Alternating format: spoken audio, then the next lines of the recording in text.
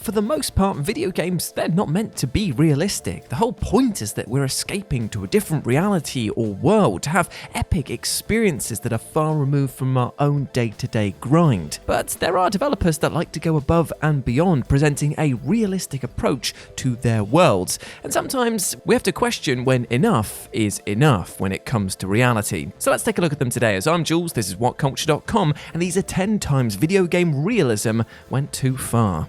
And bear in mind, this is just a bit of a jokey list. I know that all of these are for the sake of immersion, but just bear with me for the sake of entertainment. Number 10, watching an entire movie, The Darkness. So The Darkness is a truly underrated title that puts you in the shoes of one man, Jackie Estacado, who is possessed by a powerful demonic force which allows him to wreck fools in a variety of very brutal ways. But aside from all of this mindless destruction, there's plenty of quiet moments throughout the game's surprisingly strong story. For example, at one point early on in the game, you can sit down on the couch with your girlfriend Jenny for a bit of Netflix and chill. She'll put on a movie, 1962's To Kill a Mockingbird no less, and you'll just sit there watching it. Now at this point, most games would fade to black or find some other way of cutting the movie short, but not here. The Darkness actually plays the whole damn thing from start to finish, allowing you to sit there and watch it should you choose to do so. While this is a really neat touch that does give the game that added dash of realism, the vast majority of players obviously aren't going to sit there and watch this 2-hour black and white movie on a teeny tiny TV screen. And even if you do, there's no bonus interactions between Jackie and Jenny, and the story doesn't play out any differently. So it's basically a waste of time. Great movie though.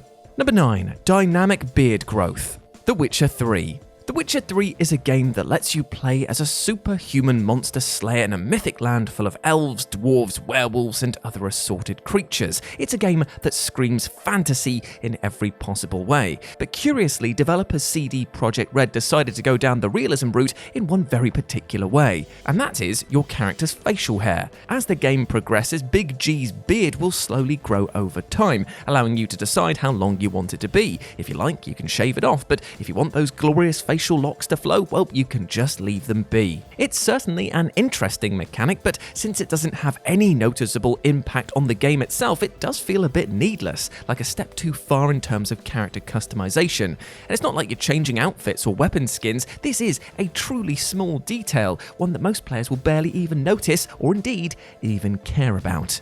And look, speaking from personal experience here, maintaining a beard is a chore in the real world, so why on earth would you want to do it in a video game? Nobody wants to feel like an unshaven scruff when they boot up their console. That's what reality is for. Number 8, lifelike eyes. The Last of Us Part 2. From the gunplay and climbing in Uncharted to the stealth and crafting of The Last of Us, Naughty Dog games certainly feel good to play, but generally speaking, gameplay takes a bit of a back seat when it comes to the discourse surrounding the studio's work, which is almost entirely dominated by two things: storytelling and graphics. And to give Naughty Dog a lot of credit, their devotion to creating realistic character models and movie-quality stories is truly admirable. But when you look at how far they're pushing visual fidelity in particular, you can't help but wonder if that effort would be better spent on making gameplay that becomes as lauded as the graphics, rather than focusing on things that people just don't notice or have any real impact on the game. For example, look at the insane amount of work that went into making The Last of Us Part 2's eyes look as realistic as possible.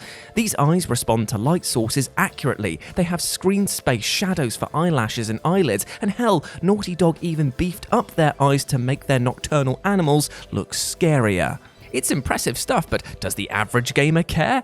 Not at all, because you barely see it. And no doubt these things look mind-blowing in still images, but when you're grappling a mushroom zombie and stabbing it in the head with a shiv, nobody's going to be worried if Ellie's eyes aren't accurately reflecting a nearby lamp. Number 7, refueling your bike, Days Gone. In the post-apocalyptic, zombie-infested wasteland of Days Gone, bikes are the new man's best friend. Seriously, everybody in this game loves a bit of two-wheeled action, to the extent that maintaining and upgrading protagonist Deacon's ride is one of the core components of the experience.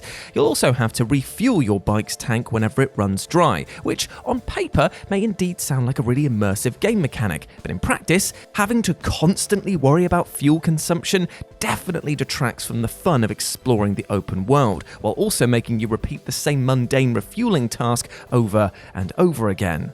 Now, most games, being games, would give the bike unlimited fuel so that the players can just drive around and let loose, but Days Gone does not do that. You can't speed around like a madman, smashing into zombies and zooming up steep ramps, because your tank runs out of juice far too quickly to do that. And as a result, you'll regularly have to put the game on hold while you hunt down a fuel canister or travel to a camp for a refill. This constant stopping and starting badly hurts the pacing of an already plodding story, forcing you to take your time and drive slowly and carefully, which sounds as fun as it is, aka not. Number 6. Malaria pills. Far Cry 2. To put it mildly, the modern Far Cry games aren't really concerned with realism. They're ridiculous and over the top like a playable 80s action movie, but back in those earlier entries in the series, the experience was designed to be a bit more grounded. Well, outside of the original Far Cry expansion for the Xbox, which had you getting all animal powers. Look, I'm talking about Far Cry 2. Far Cry 2 is the one that took things seriously. From its jamming guns to the way that its map works, or indeed didn't, this game had a lot of realistic mechanics, but arguably the most annoying one is the fact that you have to constantly take pills so that you don't die of an awful disease. Fun! Early in the game, your character is infected with malaria, which causes the screen to pulse with a sickly, yellowish tint. From this point on, you'll suffer a malaria attack every so often, which not only brings back that sickly yellow tint, but it prevents you from sprinting or jumping and forces you to pop some pills in order to return to normal. It goes without saying that this was pretty annoying to have to deal with on a regular basis, and while Far Cry 2 is a very strong game overall, it's no surprise that the sequels opted for a much more forgiving gameplay loop.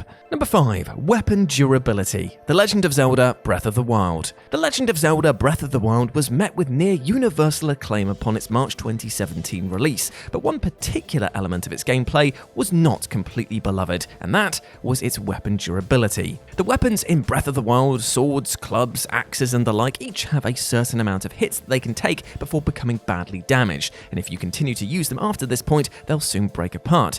It's obviously not true to life realism. I mean, swords don't just shatter when you use them, but it's definitely trying to be more realistic than the vast majority of games, which let you hack and slash infinitely without your weapons suffering a single scratch. And to be frank, there is a reason why all of those other games do that thing, because weapon durability is not an enjoyable mechanic.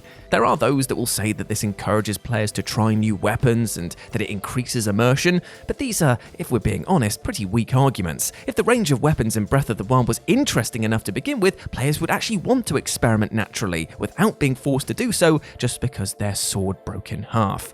Number 4. Encumbrance. Skyrim. Like The Witcher 3, Skyrim is clearly set in a make-believe fantasy land full of magic and wonder, but just like CD Projekt Red, Bethesda opted to incorporate some realism in one very particular area, only in this case, it has a much more negative impact on the gameplay experience. You see, in Skyrim, the many items that you can pick up each weigh a certain amount, a statistic that you can view within your inventory. At first, that statistic isn't really important to keep track of, but as you progress, you'll start gathering more and more stuff, and you'll likely end up becoming encumbered, which means that you've exceeded the maximum weight limit that your character can hold. And while encumbered, you won't be able to run, you won't be able to use carriages, and you won't be able to fast travel. You're essentially grounded to a snail's pace until you lose some of that weight, which is incredibly frustrating for players who like to hoard lots of items without being forced to abandon any of them. And if you're there sitting looking at your screen saying, oh come on Jules, it's part of the gameplay, everyone knows what they're signing up for, well, just take a look at some of the mods that you can get for the PC version, which remove this feature, some of which have over 450,000 total downloads. And you tell me that players wanted this feature. No. Number 3. Manual blinking. Alone in the Dark. 2008's Alone in the Dark is a frustrating game to play through because for every solid idea that it has a terrible one right around the bloody corner. On the positive side, there's an item combination system which allows you to mix different objects together to create more powerful weapons and items. For example, a glass bottle and some sticky tape will get you an adhesive Molotov. Noish. But on the negative side, there's manual blinking. What? At the start of the game, a prompt will instruct you to blink to clear your vision, leading to a sequence where you have to repeatedly hit the blink button so that you can see what the hell is going on around you. Then later on, you have to blink again to clear blood and toxins out of your eyes, depending on which enemies are attacking you. Now, while blinking to combat enemy attacks isn't all that annoying, the initial blinking sequence is an absolute drag to play through. For one thing, it goes on for far too long, but more importantly, manual blinking is not a compelling mechanic in in the slightest. It's basically a dull QTE that you have to do over and over and over again. The devs clearly intended this to increase the immersion and realism, but since Alone in the Dark is otherwise a pretty bog-standard and underwhelming horror game, its manual blinking feature just comes off as a cheap gimmick. Number 2. Balls and Chores, Red Dead Redemption 2. When it comes to realism in video games, Red Dead Redemption 2 utterly takes the cake. In fact, it does so to such an extent that it's got you rooting through virtual cupboards, measuring ingredients, and patiently waiting for the bloody thing to rise. As a result, you can often find yourself questioning why the hell did Rockstar go this far in these many niche places. For example, did you know that your horse's testicles grow and contract depending on the climate that you're in? Well, why would you? Because how is that pertinent to gameplay? And it's not the only thing that's utterly bollocks thanks to it being painfully real, as the camp chores such as carrying sacks of grain and chopping wood are arduous and dull. Oh, but it's immersive, cry some aspects of the fan base. And yes, it is, I guess, but so is being held underwater and drowning, which is something I can't recommend to anyone. Beyond this, you've got the looting mechanic as well, which has your characters bend down, search through the pockets, and then gather the meager supplies from your opponents. And that's fine, but when you add on top of it, rooting through actual cupboards for items and maybe finding a tin of peaches, it doesn't actually feel like you're looting in a way that feels rewarding. In fact, the only thing it does is make you painfully aware that all of your searching has resulted, as I've said before, a tin of bloody peaches. And number 1, hiking in real time, SHENMUE 2. In most games, moving between locations is a relatively speedy process that developers can handle in a number of ways, whether it's through a loading screen, a cutscene, or indeed a fast travel system. But SHENMUE 2, on the other hand, decided not to bother with any of that time-saving efficiency towards the end of its story. Because later on in the game, you're told to travel to a village where your father's killer is thought to be hiding. And at this point, you'd expect the game to fade to black and cut directly to said village, or even play a quick cutscene that shows you traveling there. But instead, SHENMUE 2 forces you to hike there in real time, a journey that takes around 2 hours to complete. There are, of course, small things to do along the way, like extremely exciting tasks such as collecting firewood, but for the most part, you're just walking through the wilderness, and needless to say, it is a dull affair. Hiking is beneficial in real life because you're getting some actual fresh air and exercise, but all you're getting here are the underwhelming Dreamcast-level tree graphics and boring dialogue for 2 hours. Thanks. And there we go, my friends. Those were 10 times video game realism went too far. I hope you enjoyed that, and please let me know what you thought about it down in the comments section below. As always, I've been Jules. You can go follow me over on Twitter at RetroJ0, or you can swing by on Instagram, where I'm at RetroJ0_Insta. I do lots of Warhammer model posting there, so go check out my painting. But before I go, my friends, I just want to say one thing. Sometimes in real life, things can get a bit too much. In fact, we can have our own slice of realism getting a bit too real. So what I'm asking you to do today, my friend, is be kind to yourself. Take a step back from situations that are causing you stress, if it is at all possible, and try and gain a bit of perspective. This will allow you to look at your situations with fresh eyes, see where you need help, see where your energies are best spent, and sometimes even consider that maybe this route isn't best for you, and that you need to try something else, and there is no shame in that. Now go out there and absolutely smash it, you big ledge. As always, I've been Jules. You have been awesome. Never forget that, and I'll speak to you soon. Bye.